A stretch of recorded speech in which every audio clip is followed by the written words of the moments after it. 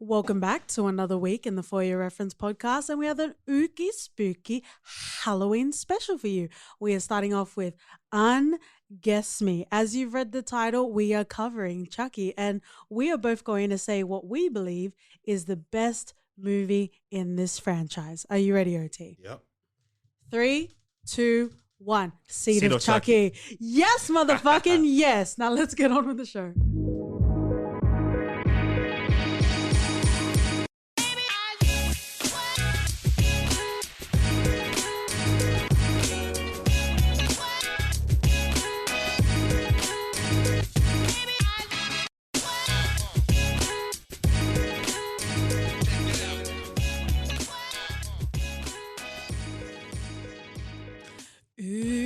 Spooky Halloween, friends and lovers.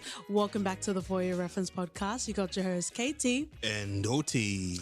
And sharpen your knife and meet me at the potluck of single mother, childhood, and voodoo doll trauma. Mm-hmm. Yes, friends and lovers. As we have promised many times, for Halloween 2020, we are covering the Chucky franchise this motherfucking week. We sure are. Welcome. We take kindly to your kind around her. It is a very special occasion. Shout outs to all of our patrons. You don't have to, but you have the option of watching us right now. Mm-hmm. And it is an absolutely tantalizing, super delicious time for Halloween and everyone that loves it. So let's start off with the stats, which is what we do around her. We have pretty much Don Mancini across all of the franchise. Actually, OT, this is a great question right out of the gate. Do you regard Child's Play 2019 as a part of the Chucky franchise? Not really. It's completely different. So I don't regard it as a continuation because they've sort of done a whole complete reboot of the thing. Uh-huh. So it still has some Chucky aspects of it, but Okay. I do not consider it as part of the OG franchise. I'm sure Ben from Film Busters would be very much welcome to hear that. Definitely, indeed. Tom Holland was the first director for Child's Play. He vehemently all the time has to correct people that he is not Spider-Man's Tom Holland, and he existed before the Tom Holland that we come to know off the top of our head. There is a whole full franchise. There are lots of box office numbers, and there's pretty much, there's a lot in this franchise, and we would be remiss to spend that time on OT's most beloved childhood classic talking about these figures. So feel free to check out our website page on these stats, or you can also do a little Googling and have a look at the IMDb trivia. But we are going to get deep. We are going to get nasty. We are going to get very campy as the franchise gets as well. Mm-hmm. So let's start off with our first impressions, OT, which is what we do around her. If you're a regular listener of the For Your Reference podcast, you might be aware that I love Chucky. I'm scared and terrified of Chucky. Chucky scared my childhood. Chucky is the one horror villain that encapsulates everything that's scary Okay. about your anti-hero. All right. Okay. I see where you're going. Continue. We've compared numerous times Pennywise to Chucky. And what Pennywise fails in, Chucky delivers tenfold. I cannot sit here and say that there's a better character out there other than Chucky. It's the franchise to beat. It's fun. And Don Mancini goes from strength to strength. He experiments from gore to witty humor to just outright giving us the best characters in it. You've got Jennifer Tilly. There's a level of meta that only Community can deliver that Chucky bursts through. Right now, I'm so passionate about this that it's fucking insane. So these are my first impressions. And I think those are all of your impressions. I don't know how many more impressions you have, my love. Pretty much, like, Chucky is everything, and everything is Chucky. Is that the 80s ballad You Will Die On? Yep. Absolutely fucking ace. I am here for that concert. I will be like 50 Cent and buy the first 2 rows of that concert. You know when Lauryn Hill was saying everything is you and you are everything? I got the reference. She was thinking of Chucky when she wrote that. So when you say Don Mancini, you're saying he's really the Don. And there will be no foreshadowing oranges in his direction. No, not at all. That's a Godfather reference. Go and make sure you listen to that episode. And one of the better morsels in this is, we just watched Jason X recently. Yeah, we did. Shout out to Film Busters. And they were completely campy, just the same way that Seed of Chucky went. Yep. And you could tell the franchises saw the value of that. What Don Mancini put down, others were left to pick up and try and run with. To no avail, though. I feel like there's nothing I can say. You will defend this until your dying day. For sure. And cutely enough, we do have a Freddy versus Jason episode. If you're feeling even more spooky, you can go and check that out. But wow, OT. This is literally going to be your podcast because I don't know what I can say to that, to be perfectly honest. Nothing negative. Yikes. Or at least, well, you are the edit wizard. So if I do say something negative, it probably won't make it in, will it? Okay, so let me get into my first impressions. I think we've mentioned quite a few times, as a brown girl in Australia, I was not allowed to watch horror movies. So any horror movies I've watched consciously in my adulthood. And I never really got around to Chucky. If you listen to the Pennywise episode or the It Chapter 2 episode, as well as our Freddy versus Jason, Chucky got more airtime than those particular horror icons. Right? So I never really understood it. I'm like, it's a doll. I also say it in our Trick or Treat episode. I've been through shit in my life. So what the fuck is a walking doll going to do? A walking doll with bloody human strength. Yeah, suppose, but not really. So I guess just in regards to that, I had never watched Chucky, and this particular Halloween season has been mwah, mwah, mwah. All of the chef kisses in all of the holes and all of the places. I fucking love this franchise. If you want to have a discussion about the scariest, like absolutely shit my pants, shit my mouth, shit my everything, then no, it's not Chucky. But if we're talking about a wild ride that I am enjoying every single tantalating morsel, then yes, I fucking love Chucky as a horror franchise, and Seed of Chucky is probably my favorite horror movie I've ever watched in the history of forever. So I will definitely lay accolades and splooshes in that direction. But to say that Chucky is the scariest horror sort of figure, I definitely disagree. He's on the same level of Sam in Trick or Treat. Come on now. Come on. I will raise you this. Outside of Jason, Freddy, I'm not even gonna consider Pennywise in it because you just tell him he's small and he fucking disappears. Yeah, like toxic masculinity. Chucky is, growing up, Chucky was the scariest thing you could ever see. It gave me nightmares. Growing up in Kenya, that was the scariest thing you saw? Imagine that. There's fucking famine, people ain't eating, and yet I was scared of a fucking doll. That tells you a lot about Chucky. Wow. I watched Jason, I was like, huh? Come with me with a machete, mate. We'll see how that goes down.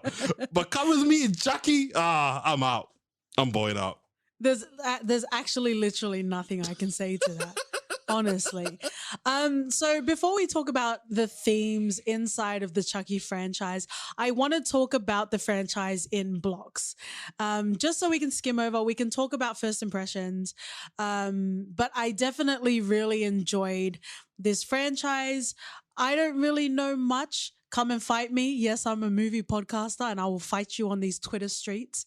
I don't know many franchises that change tonally as much as Chucky does over the span of decades. We were talking about 1988 all the way through to 2017. Yeah. That's a lot of fucking yes. And it's a lot of transformations that we have along the way. So let's talk about them in subsets within the franchise. We've got Child's Play 2, Child's Play 3. Shout out to Catherine Hicks, our lovely mama from Seventh Heaven. I bought it. Like, if we're going to, and I'm sure people will fight me because I'm going to reference the 2019 one again. If we're going to talk about like a single mother trying to make sure her kid has a great, Christmas without feeling too much of the struggle, I definitely bought that from Catherine Hicks as opposed to Aubrey Plaza. Oh, for sure. And I don't think anyone would say otherwise. And if you do, we're not for that hatred in the For Your Reference household or self-hatred, if you're welcome. So I definitely love the way the franchise was set up in Child's Play, but also at the same time, very much the same with Halloween. I'm not really sure how it became a franchise based off of that first movie. What?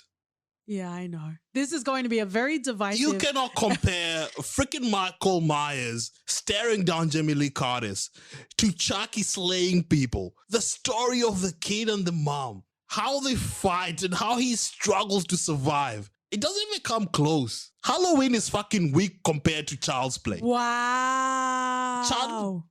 Like, outside of all the fun that Seed of Chucky brought, Child's Play is my OG favorite in the franchise. All right. And in as much as Seed of Chucky, as I said, is fun, in Child's Play, you get a very coherent story. You get to feel the emotions. Like you said, it's not easy to build that connection, to show that struggle. The same way the 2019 version struggled with Aubrey Plaza and the kid. There were some weaknesses there. Yes, the movie had strengths in terms of what Chucky can expand to be in this technological era. But in Child's Play, the mechanics of Chucky alone moving, knowing that it's full, when a lot of the times you'd get studios doing animations and whatnot. Child's Play did not. This is all practical effects, mate. Animatronics to full effect. And if you cannot appreciate it to such a fundamental level, you are lost, my friend. Friend and lover, I hope. You're not a lover if you don't appreciate it, so I'll just talk to friend. Yikes. Okay, this is going to be hopeful character development for OT. Say something not so positive about this franchise. When we continue through the franchises, they kind of changed the story. I can't remember which specific Chucky it was, but what? Oh, what do you call that in football? A red card. It's been ages. Come on now. We literally just watched the franchise. Fuck you and the doll you claim. Chucky will fuck you right back, mate. I hope so. We literally have a scene of Chucky so he can bring it up. Dressed like this, I hope Chucky will fuck me. Oh, wow. This is now getting into super R ratings, mate. Roleplay gets tasty, friends and lovers.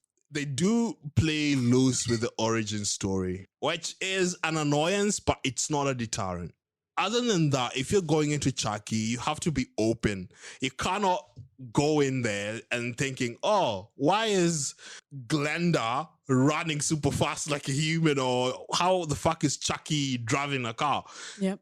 You throw those out the window because you have a fucking person stuck in the door. So all logic goes outside and you have to just enjoy it at its base intrinsic level. Yeah, because at the end of the day, it's a fucking doll. So you kind of need to suspend a lot of shit. And it does become a bit nitpicky when you do want to pick logical flaws on a fucking doll franchise. It's not one of those things like, with Friday the 13th where Jason will always just come and kill you because you're having sex. I don't know, that sex smell air that just turns him into a killer rampage. I don't know, like with Chucky, you just get a lot of variance that I can't get with other franchises. Yeah, I know. I've heard that. And you've said it. Child's Play 2, I think, is a very, it's on par. I wouldn't say it's better than Child's Play. I think they mesh very nicely together. If you're going to expand the franchise, which obviously we see, it's a nice way to expand the story. And, we're going to hell and Robot Jesus is the only one in heaven. And we've established that. But it was kind of nice seeing Andy continue to get haunted by Chucky. I don't think we were done watching poor little kid Andy deal with Chucky as a whole entity. The poor thing was trying to settle into foster care, which again, on a real level, there are definitely, a lot that we can do worldwide in regards to adoption and fostering, and that sort of thing. But in a horror movie, I am all the fuck way in. For sure. And it was nice to see the dynamic between Andy and his foster sister. Yeah. They bring a lot of themes in this. And that's what makes it perfect, right? Yeah.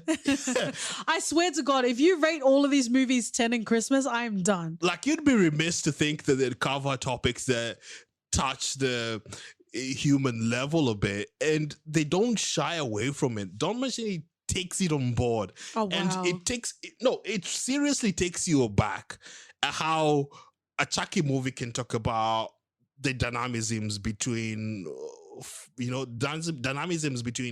foster children, even getting into gender identity and how you see yourself. Absolutely. Jason doesn't care about that thing. Freddy does not care about that. Michael Myers will just stare it down without saying a fucking word. So with Chucky, you get the cheesy one-liners, yes, sometimes. It can get off track a few times. Yeah. But that's what the joy of child's play is. Yeah. It's all encapsulating. You have to take it all, the good and the bad, and it gets you into horror nirvana. This is what threesomes feel like, I think, because OT is over here fucking Chucky and I'm just in the corner figuring out what to do with myself. This is the bath of voyeurism, mate. I'm not sure what to do with myself or any of my parts. I'm really not sure, my love. But let's continue on to Child's Play 3, which I feel like is the weaker of the franchise. I guess it might have been nice. I don't know. Again, I've already established that I'm a dickhead and I'm going to hell. Seeing Andy as an adolescent and him going through military school, at that point, I feel like, okay, this kid's been through enough. Like, leave the fucking kid alone. Alex Vincent doesn't play this particular Andy, but he does later on, and we'll see him later on in the series. But yeah, I don't know. And it all felt a bit out of place. It felt very Major Payne without Damon Wayans, and I don't want a Major Payne unless Damon Wayans is in it. So don't come for me, bruv. I don't need that fam. Yeah, to me at least, it felt like they were just trying too hard. Yeah, absolutely. And Child's Play 3 has its flaws, but it does have some really awesome kill scenes. Okay. And that's what you get with Chucky. But that's not what I'm here for. But anyway, I watch Saw for the narrative, not for the torture porn. It does get a bit torture porny when you continue through the series, but with Child's Play, there's a balance. There's a balance that you're there for, and that's why I stand this so much. People still say that, right? I believe so. Yeah. I am the correspondent of pop culture, and I agree in 2020. Did you fucking love Lebowski? Then yes, you are. So... Hey, that's just your reference, man. And that's why you have a podcast called For Your Reference, mate. Are you most welcome? I am. Okay, so you've professed your love for Chucky. You've besmirched Lebowski. I think that's a whole episode of For Your Reference. I think I'm going for a streak where each episode I'll say something negative about Lebowski. Let's see how that goes. We'll do a compilation at the end of the year. It'll be a coherent narrative. Friends and lovers, find solace in the fact that OT is the fucking Donnie of the For Your Reference household. Oh, wow. Yeah, you can take Jesus all you want, mate, then. No, thank you. I'll take no spiritual slices, thank you. Wow. All right, so that is Child's Play in a very OT pleasurable tangent. Let's move on to the next sort of bracket that I'll mention. So just for reference, if you're nasty, if you're welcome, if you'll pardon the pun, we're all splooshing today. From Child's Play's plan from 1988 to 1999. So they were very closely produced, written, directed together. Then we have what I will call the next sort of chunk in the franchise. We have Bride of Chucky that came out in 1998, and then we have Seed of Chucky in 2004. So there is quite a gap between the two movies, but I would say tonally they are very similar. Mm-hmm. So, we go from straight sort of horror with a little bit of humor being, integrated from Child's Play 2 to Child's Play 3, but it really pretty much plays as a horror movie on its own. Mm-hmm. When we start with Bride of Chucky, it does become a bit more campy. It becomes a bit more incredulous, and there's a lot of There's a lot of fanfare. Yeah, a lot of comedic fanfare. So if you're in for it, strap in, strap on, all of that nasty stuff. If you're not, I guess that could become a bit grating if you're a purist. Yeah, and I think the thing with Bride of Chucky is the introduction of Jennifer Tilly, who was a fucking breath of fresh air to the franchise. Yeah, if you're going to redo something, if you're going to continue the legacy of something, you need Jennifer Tilly. Oh yeah, yeah. In any motherfucking case, she's the bloody standard. Absolutely, she's the standard.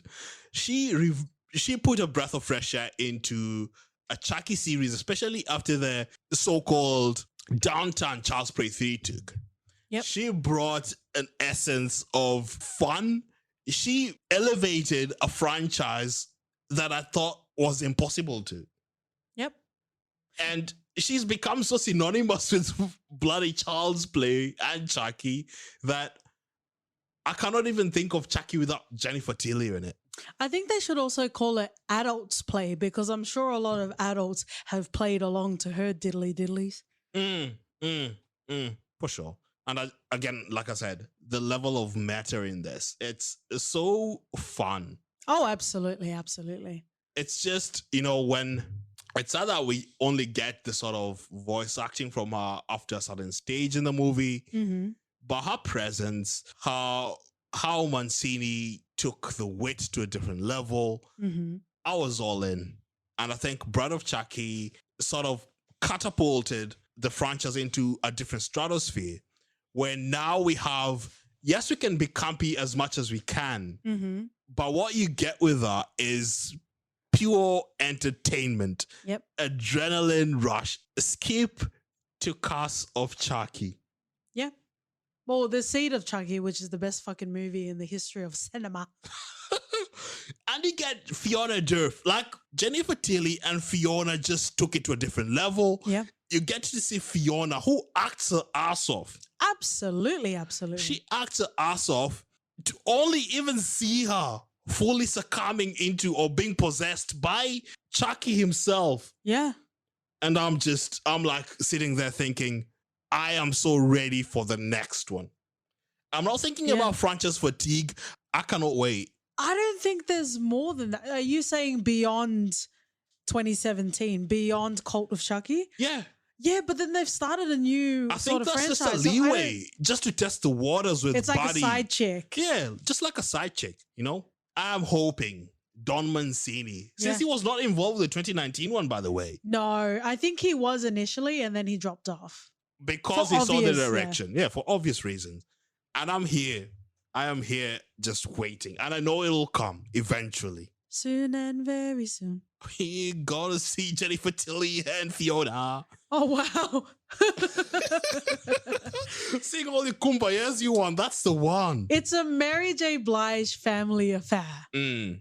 Absolutely. And you pretty much finished off the franchise, but I do want to give some comments to Bride of Chucky and Seed of Chucky. I put them together even though they are 6 years apart, because they do pretty much have a departure from that straight sort of horror, and it does become a bit more ridiculous, but in every tantalizing, delicious sense of the word. It does remind me of Scary Movie, where it informs very, very early that this isn't going to be a straight horror, and it is absolutely ridiculous, but you are going to laugh every body part off watching this, especially with like the popcorn in Scary Movie. And she's like, to be fair, like, farting is not my sort of humor. I know OT finally, after a year and a half, you mentioned farting, teachers farting. I think it was in our Key and Peele episode. Yeah. I'm not really. Well, if you've listened to the podcast, I'm all about every sort of humor, even period humor. Mm-hmm. If you're Colin Firth, Pride and Prejudice, nasty. So even though I don't specifically care for fart or potty humor, Scary Movie informed very early that this was going to be a ridiculous film, and I was bought into the ridiculous sort of premise. And so very much the same with Bride of Chucky. You know, it started to inform to us that this isn't going to be child's play. You know, we've also got Chucky in the name of the film. Yeah. So we know what we're getting into. We know what we're tantalizing. We know what we're sinking our teeth into. So it becomes a lot more campier. There's a lot more fanfare. And it's a lot of fun. It's very campy and it's a lot of fun. I personally didn't really care for Bride of Chucky as a holistic film. I fucking love Jennifer Tilly. My first reference of her was being Bonnie on Family Guy, where she was pregnant for like 8 seasons, which makes more sense now that I've watched Bride of Chucky and her character in the franchise. But I loved getting to know Jennifer Tilly. I love getting to know her Tillies. Her big old Tillies. And it really introduced what the potential would be moving on from the franchise as we know it. Oh, yeah. And I guess going into Seed of Chucky specifically, before we go into our themes, I absolutely fucking love it. To have a poignant, normalizing conversation about gender identity in 2004. Excuse me, who gave you permission to be so fucking progressive, Don Mancini? This was also his directorial debut, and we are all most motherfucking welcome. There's no more that I can say that isn't praise in regards to and in the direction of Seed of Chucky. Agreed, fully agreed. And I think one of the best things about this is we get to expand a world where we get issues that are never really covered in horror movies. Yeah. Where you get the franchises where we get people who don't even really speak that much. But in Chucky, he's vocalized, mate. Yeah, absolutely. So there's a tool where we get to experience a level of interaction where this villain, in a way that we won't be able to in another franchise. Yeah, absolutely. So without it being a joke. Without it being a joke. Yeah. So laugh, cringe as you may watching it, there's still a bloody message to it. And at the end of the movie, that's the only takeaway that it'll stick with you. Yeah. And you're like, fuck, the Chucky just enlightened me a little bit more. If Chucky is more progressive than your family members and your closest friends, then you need to have a real talk with them, friends and lovers. Absolutely, absolutely. So let's move on to, I guess, the last chunk of the franchise. And we're talking about Curse of Chucky and Cult of Chucky in 2013, 2017, respectively. So we've kind of gone back to straight horror, but with everything that was magical and fun about Bride of Chucky and Seed of Chucky. Yep. So Curse of Chucky introduces Fiona to us. Yeah. And her really, really pathetic family. Yeah. And one of the better things is seeing her family being killed off. Yeah. Just because of how awful they are. Absolutely. She is bound to a wheelchair, deprived of any sort of living or any sort of romantic thoughts. Her mother quickly shuts it down, saying he's only doing it for pity or to just be nice. He could never really love you. What a jealous fucking bitch. I was like, at the start of, I was just cringing. I'm like, Chucky cannot come to this house quick enough. Yeah. And I was really intrigued at at least I was fascinated to see how they'd make the story, because I thought, okay, this is an interesting angle. What are they going to do with Fiona's character? Yeah. What are they really going to push the boundaries, or is it just going to be one of those things where they'll do Chucky killing her brutally or something? Yeah. And the way it transpired just blew me off rails. And I was like, cool, this is what I'm here for. Yeah. And to progress it further into the cult of Chucky. Mm-hmm. Oh, so good. Wait, because at the end of the cast of Chucky, who comes back, darling? Who comes back? Andy fucking Barclay. They bring back Andy. That's a lot of Andys for the bank, Mm. if you'll understand the reference. Before we get carried away in OT's Chucky splooshes, I do want to focus on Nick's mum for a second. Mm-hmm. How fucking small are you as a person that you need to put down your disabled daughter? Yeah. You couldn't let her have that one fucking moment? Mm. Fucking trash. Trash indeed. Control-Shift-Delete, you fucking ass. But yeah, like you said, at the end of Curse of Chucky, we get a very delicious moment with the legitimate Alex Vincent, Andy Barclay. Mm-hmm. And I remember watching it for the first time. But did you know it was him? It was kind of like that Family Guy cutaway with Rutnicki, the guy that plays Chicken Little. There's a whole reaction off camera of what happened to you? I knew it was Andy and I was so pumped. Mm-hmm. And I remember just screaming at the house, and I think my mom was like, "What the fuck are you doing?" So it's one of those things that I was fully entrenched into seeing Andy, and the fact that we've progressed so far into the franchise, yeah, and to see a familiar character being brought in, mm-hmm. because a he whole knows adult. He knows, and you can imagine the sort of levels of the mental gymnastics he has to go through. Absolutely. To bring himself to a functioning state, considering what the fuck he went through. It was the perfect time to bring that trauma to Andy's character. When no one else believed the hell out of him. Yeah. Who would anyway, to be fair? Well, would that really be at the forefront of your Tinder profile? Surely not. Yeah, I'm not. Well, his name was super publicized, so the minute he tells people his name, you're pretty much like, are you that guy? You're super cool guy. But it's definitely a lot.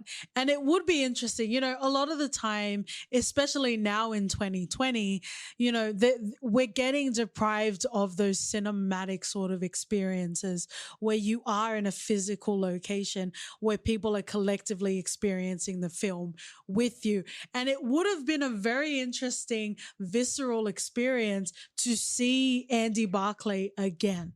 Oh, yeah, he's fully entrenched into the CP universe. Not the colored people universe, but the Child's Play universe. Did you say not the colored people? Haven't we been through enough, OT? You're going to take our CP away? Oh, the CP universe, mate. It's being officially formed and founded. Anyway. No, you're not just going to casually take away CP time from the CP people. Oh, man. CP universe exists. Let me get my leather jacket ready. How fucking dare you, OT? How dare you? Mm-hmm. You're most welcome, by the way. This is, by the way, I can confirm this is the biggest erection OT has had recording our podcast episodes. I feel like we've peaked, at least for you, podcast professionally, we fucking peaked. Yeah, doing a franchise that I super love, that is fun, that's been there for ages, and it still maintains a level of freshness that most people could only dream of. So it's the expectations of going into it, knowing that don't take it too seriously. Yep. Enjoy what you have and just go along. Yeah. Many a times we get too bogged down with fucking details. Yep. And logic. Yep. And facts. Yep. And loopholes. Yep. That we forget to see the bigger picture. And the bigger picture with the Child's Play universe, the CP universe, is you really okay, fine. Strong characters, beloved characters who are fighting for the greater good amidst all the psychological barriers, beliefs. Everyone can believe that there's a man in a bush hacking people.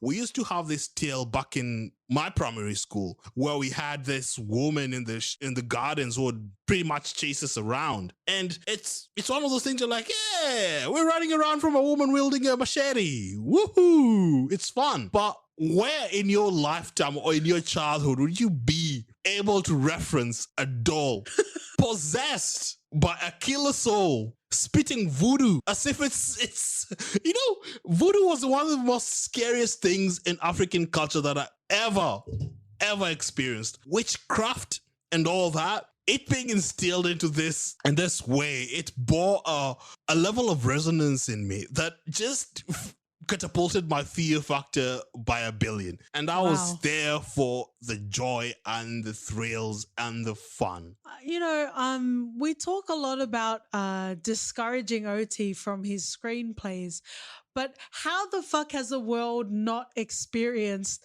Groundskeeper Willie in Kenya? With the fucking machete?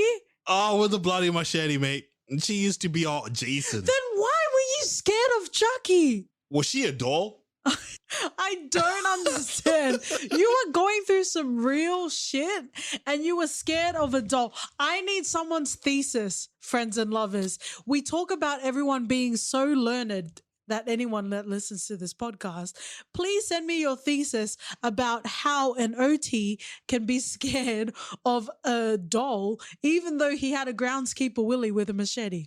Mate, Sam and Dean have gone their entire lives killing machete-wielding people and demons. Throw a voodoo doll in there into the mix, and they freak the hell out. But has Danny Trejo been on Supernatural? Probably not. It's just a matter of time. He's been in everything. But we're almost welcome, are we not? Oh, for sure, for sure. But let's stay in that world, because that's one of the themes that I wanted to talk about today, and it's Chucky in general. So if we regard the first 7 films, the Don Mancini joints, if you're Spike Lee, welcome, there is, I guess, the premise of Chucky and the believability, if that's what you want to call it, is that it's through the way of voodoo. Right? Mm-hmm. In the 2019 version of Child's Play, it's Chucky becomes because of technology. Mm-hmm. So I wanted to talk a bit about that as well. And since you brought it up, voodoo, the actual word voodoo, friends and lovers from all around the world, we fucking love ya. And we invite you to sit on our Jupiter's Cocks, whatever subtitle you would like to adjust that to. But the word voodoo, do you know what language that originated from? And is voodoo actually something in Kenya, or is it a variation of? I think voodoo essentially comes from the Caribbean islands. Okay. But witchcraft and all that is intrinsic in the African cultures. It's universal. It's bloody universal. And you get all these things and all this beliefs that were eroded once colonialism came into place, and you know what, it still holds a place where people will believe it. So it plays a big part in when you're growing up and you're being taught about cultures and all that, and you come across witchcraft and witch doctors, and it puts a fear in you. It puts a fear in you of the unknown and what exactly can transpire, because you can't really explain this stuff logically. So when you hear stories of someone put a bottle of oil under their bed and then their wife or the husband passed away and then amalgamated another family altogether, it's fucking scary. But those are there's so many commonplace stories like that. Yeah. That it puts a fear in you of the fucking unknown. So to me, Chucky had already a leg up. Okay. Because I can explain someone with a fucking machete. I can explain someone with knives for fingers. At least in my head. Knives for fingers? What kind of fucking struggled childhood did you have, my love? No, it's just a matter of looking at it logically. It's a fucking physical weapon. Chucky's coming at you from a different angle. It's the mental psyche of it all that gets to you fast before anything else. And I think the place where that gets explained in such a brilliant way is Child's Play 3, in as much as it was a crap movie to some degree. The scene where who was it? I think it was the guy that led the school or whatever. Can't remember, but the mere fact that Chucky was just there standing wielding a fucking knife was enough to give him a fucking heart attack. And that's the level we're looking at. Yeah, absolutely. It transcends the mere levels of weapons and people coming at you with fucking burnt faces, because this is something you can't explain logically in your mind. So it it makes you irrational. It makes you behave irrationally. Okay. And once that happens, then you might as well be dead. Okay. So, okay. I really don't know what to say to that, to be perfectly honest. I am going to let you have that. Is that what they call in football a free penalty? I don't know. I've never heard of that before. Okay, I'll call it a CP penalty. How about that? Better. It's a callback, friends and lovers. Go and listen to 20, 30 minutes of rambling of OT. But let's continue on the themes that we have in the franchise. We've kind of talked about it already, but I wanted to talk about the tone of the movie, how it goes from straight horror to camp back to pretty much straight horror, but also with the same sort of sense of humor that we had in the campiness. Mm-hmm. How did you feel tonally overall about it? Oh, I enjoyed it because Don Mancini tried to do something different every time. Outside of the first 3 Child's Play, he tried something different. Yep. With Brother of Chucky, he tried to introduce a little bit of humor. In A Seed of Chucky, it was just full-blown fucking different from what we've been used to. Uh-huh. So you didn't really know what to expect and what angle Mancini would take. And I think that's what the best things about this is. Okay. And the themes that they'd cover, whether or not you agree with some of them or not, but at least it's being put out there in the ether. So I fully respect that factor of the franchise, and I understand the level that it takes to do that at least. What about you? I thought it was interesting. A lot of the time I am the anti-sequel queen, if you're nasty. So I do think it would be a different experience living within the duration of the Chucky franchise, but because I pretty much joined it right at the end, I didn't have to wait. I didn't have to have the emotional attachment to particular movies and experience the tonal change of it. So I was fine with it. I would say if I were to rate it, Seed of Chucky 100% is my favorite of the franchise, but Cult of Chucky would be my next favorite. But the thing is also not to take yourself too seriously. And I think that's where we get Jason X in the Friday the 13th franchise, where they try to be super different. And I think one of the better scenes in that involves Onome's Peter Mensa. Yes. Where he gets stabbed once and he's like, and he says, "Do you think this will take an old dog down? It'll take more than this." And then he gets stabbed again and he's like, "Oh yeah, that will do it." And that's what you live for. Imagine watching that in the cinema, in the theater, and everyone just busting a gut. That's what you do. That's what movies are for. So it's one of those moments where you capture be it incredibly ridiculous, be it poignant, incredible, be it I see dead people sort of moment. Wow. It's what you live for. Yeah. And I believe Chucky tries to play along with it, tries to give you those one-off moments that will make you remember and reminisce afterwards. Wow. You were coming for all of the franchises, my love. No, I'm just amalgamating it, whatever it is that Chucky does with a lot of other things that I love. It's not that I'm bringing anything else down with it. I'm just trying to elevate all of them in terms of, hey, Chucky has done this and you are treading this sort of side. And I think Jason X tries to be the more campy cousin. And to a level, people would say, this is not the Friday the 13th. This is not the Jason that I know and love. But, mate, it's all about trying new things and experiencing things with the characters that you've known for eons, and to accept a level of fun and campiness and the wholeheartedness of it all. And I was there for it. I just love it all. And I think that's why I watched horror so much growing up, because one of the better fast movies was Child's Play. Mm-hmm. And when you go from Child's Play to either be The Omen or The Exorcist, yep, you always come back to Child's Play because you'd get a sense of relief, fun, humorous side of things that you wouldn't really get in the others, and it breaks that down for you.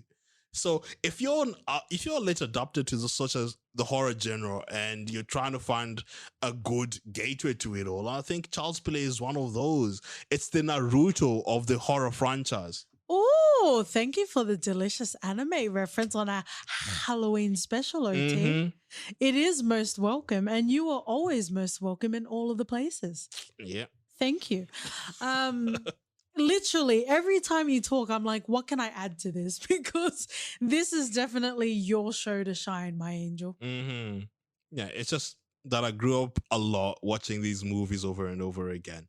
And you always go back to Child's Play, no matter the season, weather. And it's one of those things that always played in our TV stations for some reason. Mm-hmm. When it wasn't showing It's a Wonderful Life, it was Child's Play. So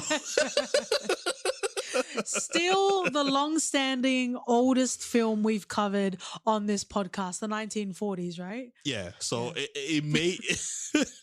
I love how you bring that up. That is delicious. Mm-hmm. But let's move on to another theme that we have. This one isn't as heavy. It's more about the design of Chucky and which design you preferred over the franchise. Oh, So I would say, I guess, Child's Play pretty much has a very innocent looking doll that is suitable for children. Bride of Chucky, Seed of Chucky, he's pretty much mangled all the way up. He had a C-section all over his face. Um, and then Curse of Chucky, Cult of Chucky in particular, it's all different variations, which is very cute. Again, we love being deliciously meta.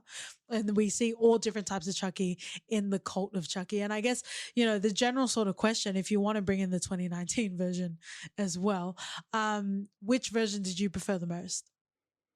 I prefer the non-mangled face one, where Chucky is just a bit of cute to a degree, but there's some menacing emotions and facial expressions in there.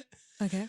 The one that he has all his face all scarred up and whatnot, it scared me as a kid, but rewatching it now as an adult didn't really do that much for me. Okay. I appreciated more when he was just plain old Chucky, looking cute when he can be, but creepy as hell. Okay. That makes sense. Mm. I understand. And having a face that you don't expect saying ridiculous, vulgar things is something that OT has witnessed over these 10 years. Yeah, there's something about watching a face that's so messed up or supernatural. We just watched Jeepers Creepers recently, and like that creature thing just didn't do anything for me. Yeah. Jason takes his mask off. He's like, yeah, keep his mask on, and there's some ominous energy in there that you're like, ooh, I wonder what's in there. All right. And that's the scary bit of it. All the scars and whatnot, trying to make him look menacing and scary. Nah, man. Make him look as simple as, and that's the scary bit of it, because you don't know what to expect. Okay. I'm riding the wave that you're splooshing out to me. Mm-hmm. I get it. Let's talk a little bit about Andy as a character. Oh, man. For a child performer to do what he did in Child's Play, because we were rooting for him from the get-go. Oh, absolutely. But I was also enjoying Chucky and his comeuppance. But yes, I agree. Yeah, for sure. I really, really enjoyed his performance. Yeah. And it's one of the things that made me even fall more in love with the franchise when he came back as a character in The Curse of Chucky. That continuation lineage is just what makes great movies and TV, Mm-hmm. So I was all in. With Andy. He's absolutely. a great character. At least he understands Chucky to an intrinsic level, and there's that always sort of bond. When they were trying in the 2019 version and they said that Chucky had already imprinted. That's a Twilight reference. Yeah. So T. Yeah, Andy's the OG imprint, mate. So on a baby? Same as Twilight. Nice. So it's not nice, actually. Yeah, actually, that's a bit level of creepiness that we're not gonna delve into. But I loved Andy. Don't you love how we watched Borat 2 and they were shipping grooms off and it was going to Kevin Spacey? That won't spoil Borat 2, but you should definitely watch it. It is definitely, I didn't know I would love it going into it. I thought it was going to be the same thing, but I really enjoyed it.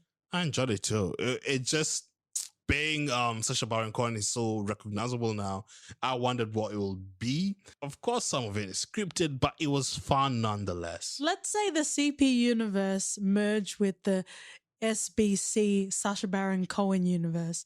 Would Chucky and Borat be friends? If you weren't expecting this, motherfuckers, friends and lovers, you're most welcome. Would they have been friends, OT? Oh, a Chucky Cohen joint mate. Yes. Yes. That's what you're living for. Wow. Is that most welcome? Are you most welcome? Yep. But Andy was definitely a very compelling character. It was nice to have that continuity in the franchise. No shade, but some shade. I didn't realize it was the same actor from Child's Play. I actually had to look it up. Because you kind of grow out of your features as a kid, right? Yeah. Yeah, but once you look it up, it's one of those, whoa. And you have to watch it again so that you can get that, you can appreciate that moment he reveals himself again even more. Yeah, and the fact that because I think a lot of the time, especially within Cult of Chucky, we were trying to ascertain what this world meant if there was more than one Chucky, right? Because at the end of Curse of Chucky, we see the Chucky being mounted, right? But then we also start to see other Chuckies, especially in I would say the second of the 3 acts in Cult of Chucky. And we're trying to ascertain, what does this mean? If there's more than one Chucky, how far does this span in OTCP universe? Oh, yeah. It just introduced a level of complexity that I did not expect. Yeah. And it took Chucky, it made endless possibilities how this would work. Yeah. You know, now you can keep Nika in there. You can keep Tilly in there and have multiple Chuckies. Yeah. And it being voodoo, there's no fucking limit. Yeah. You know? There's no limit on what you can do with it. So it was just a matter of time of how Don Mancini would make it transcend into that level. Because yes, you can possess a body, but you could also replicate a lot of things. So I was very into it. Nice. And I do feel like just for the ardent adoration that you have for Don Mancini, you should ask him as to why there isn't a Chucky with a machete. Oh, it's coming. Is it's coming, yeah. It's probably in a parallel universe out there. Yeah. Once you get a Flash version of Chucky that can run and open a time-space continuum. I'm giving you another red card. No one fucking cares about Flash. Everyone cares about Flash. Is Chucky the Flash of the horror franchises? At least you didn't say Aquaman, so you get a pass. Flash is awesome. But we do love James Wan in the For You Reference household. Definitely indeed. So there you have it, friends and lovers. Thank you so much for joining us on our Ookie Spooky Halloween special of 2020. Also, another special shout out to our Patreons. Again, you don't have to, but you have the opportunity to watch this video. We are finishing off in a segment we call For Your Reference. OT. I am going to reference all the bloody Chucky movies. Just go and watch it. There's nothing else I can put in there that would come even close. And for those that would like a linguist lesson, that is what we call a wanker. Oh, bloody hell. And to Football wanker. In between his reference. And to satiate you even more, I will reference the 2007 anthology masterpiece with Brian Cox, Trick or Treat. Get out of town, man. You know where you can suck out Brian Cox? On Twitter and Instagram, we are at ForYourFPod. Write us an email at hello@FYPodcast.com. We're also on Pumpkin Podcasts. That doesn't work. Fuck you. Apple Podcasts. So if you'd like to leave us a rating and review, we would most appreciate it. And we'll see you in a special or a normal episode at another time. CP time. See ya. Fuck off.